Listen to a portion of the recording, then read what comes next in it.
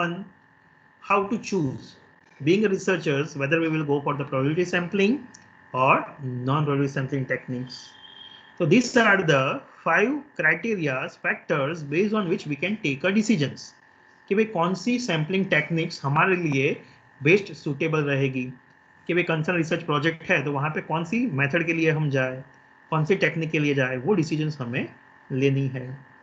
तो first factor, first criteria is nature of research, कि भाई आपकी जो रिसर्च है वो कौन से टाइप की रिसर्च है, एक्सप्लोरेटरी रिसर्च है या कंक्लूसिव है. एक्सप्लोरेटरी रिसर्च होगी तो उसके अंदर आपको क्या करना है, you want to understand something, कि भाई आप रिसर्च के बिगिनिंग में हो, आपको प्रॉब्लम के बारे में जानना है, तो आप क्या कर सकते हो, कुछ स्मॉल ग्रुप ऑफ रिस्पॉन्डेंट्स को सिलेक्ट करके, फोकस ग्रुप करके वो एरिया को समझ सकते हो. तो आपके लिए non probability sampling techniques best suitable रहेगी, कि भाई आप जो कंसर्न एरिया में रिसर्च कर रहे हो तो वहाँ पे आपके कन्वीनियंसी के बेसिस पे जो लोग मिल जाते हैं उनको पकड़ के आप सर्वे फोकस ग्रुप करवाओगे, सो दैट कि भाई आप वो चीज़ को, वो प्रॉब्लम को सही तरीके से समझ पाओ. तो आपके लिए नॉन प्रोबेबिलिटी बेस्ट सूटेबल है. अगर आपकी रिसर्च जो है टाइप ऑफ रिसर्च कंक्लूसिव है, कि जहाँ पे आप कोई डिसीजंस लेना चाहते हो, तो वंस अगेन हमें प्रोबेबिलिटी सैम्पलिंग के लिए जाना चाहिए. क्यों? तो कभी वहाँ पे हम प्रॉब्लम पर्टिकुलर सैंपल्स को क्लियरली डिफाइन करेंगे, पॉपुलेशंस को क्लियरली डिफाइन करेंगे और सिस्टमेटिक वे में हम सैंपल्स को आइडेंटिफाइड करेंगे, सिलेक्ट करेंगे, स्टडी करेंगे, सो दैट कि हमारा जो आउटपुट आएगा वो हमें डिसीजंस लेने में और सही तरीके से और बेहतर तरीके से हेल्पफुल होगा. तो अगर कंक्लूसिव रिसर्च है तो उसके अंदर प्रोबेबिलिटी सैम्पलिंग हमारे लिए बेस्ट पॉसिबल ऑप्शन हो सकता है. Then relative magnitude of the sampling and non sampling error, कि भाई sampling and non sampling error होने के चांसेस कैसे है, उस हिसाब से भी हम सिलेक्ट कर सकते हैं. कि for example non sampling errors are larger, कि नॉन सैम्पलिंग एरर्स होने के चांसेस लार्जर है.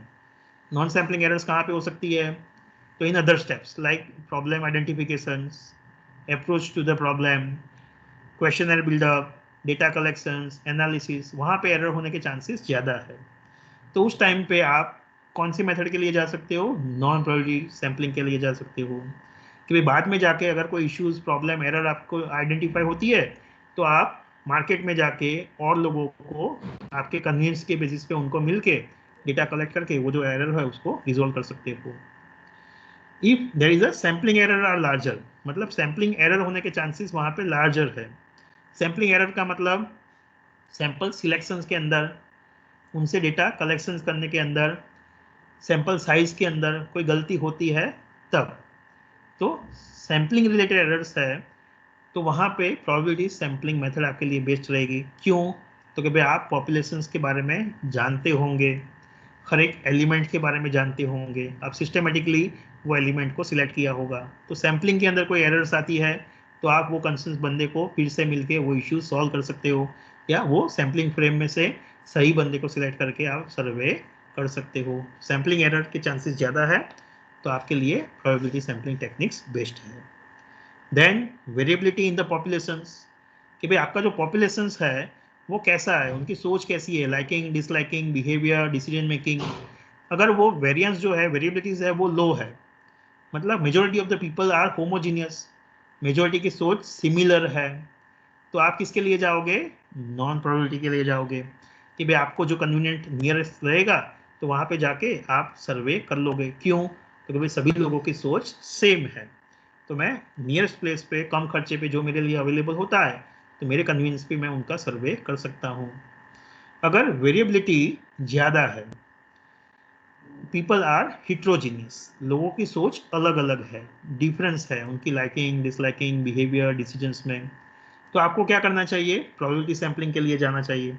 कि जहाँ पे आप क्या करोगे, पॉपुलेशंस को सब पॉपुलेशंस के अंदर डिवाइड करोगे based on the people's thinking, कि भाई मेरा होमोजीनियस ग्रुप होगा, हिट्रोजीनियस ग्रुप होगा, कि भाई मेरे को स्ट्रेटा के लिए जाना है, क्लस्टर्स के लिए जाना है, तो उस हिसाब से आप पॉपुलेशंस में से सब पॉपुलेशंस सिलेक्ट करोगे और उसमें से एलिमेंट सिलेक्ट करके सर्वे करोगे, सो दैट आप मोर प्रिसाइजली सैंपल के बेसिस पे पॉपुलेशन पैरामीटर को समझ पाओ. तो ज़्यादा हिट्रोजीनियस लोग हैं, वेरिएबिलिटी ज़्यादा है, तो आपके लिए probability sampling best suitable option है. देन स्टैटिस्टिकल कंसिडरेशंस, कि भाई आपको स्टैटिस्टिक्स ज़्यादा करना है analysis, hypothesis testing, then probability sampling will be favorable for you. कि भाई probability के लिए आपने कोई expert को रखा होगा, क्यों? तो कि भाई ये complex methods है, तो वहाँ पे आपका जो experts होगा वो आपको help करेगा. आप वेरियस काइंड्स ऑफ एनालिसिस कर पाओगे, उसके आउटपुट के बेसिस पे various kinds of hypothesis test buildup कर पाओगे, एनालाइज कर पाओगे और अच्छा डिसीजंस ले पाओगे. तो स्टैटिस्टिकल पॉइंट ऑफ व्यू से प्रोबेबिलिटी हमारे लिए फेवरेबल है, बेस्ट है, and it is unfavourable in the case of non probability. वहाँ पे स्टैटिस्टिक्स इतना ज़्यादा यूजफुल नहीं होगा. Operational considerations, that is in terms of time, in terms of cost, in terms of human resource, तो it is unfavourable in the case of probability sampling techniques के अंदर हमारा बहुत सारा टाइम जाने वाला है, बहुत सारा पैसा जाने वाला है, बहुत सारे ह्यूमन रिसोर्स की रिक्वायरमेंट होने वाली है. Because of that operational point of view से वो हमारे लिए अनफेवरेबल है. कि भाई आपको सैम्पलिंग फ्रेम ढूंढना पड़ेगा, आप जो टेक्निक्स ढूंढोगे उसके बेसिस पे जो एलिमेंट आएगा उसके पास जाना पड़ेगा, वहाँ से डेटा कलेक्ट करना पड़ेगा. तो your lot of time, lot of money is going to spend and you will require the huge amount of human resource. तो ये सारी चीजें आपके लिए अनफेवरेबल है. As compared to that, non probability sampling में ये आपके लिए फेवरेबल हो जाएगा. क्यों? तो क्या एज ए रिसर्चर्स आप अपने कन्वीनियंसी के बेसिस पे रिस्पोंडेंट्स को सिलेक्ट करने वाले हो, तो आपका टाइम कम वहाँ पे स्पेंड होगा, खर्चा कम होगा, ह्यूमन रिसोर्स की रिक्वायरमेंट कम होगी. सो ये ऑपरेशनल कंसिडरेशंस आपके लिए फेवरेबल है इन the case of non probability sampling techniques. So in this way these are the 5 basis factors based on which we need to take a decisions कि भाई हमारे लिए कौन सा ऑप्शन बेस्ट सुटेबल है, प्रोबेबिलिटी या नॉन प्रोबेबिलिटी सैम्पलिंग टेक्निक्स.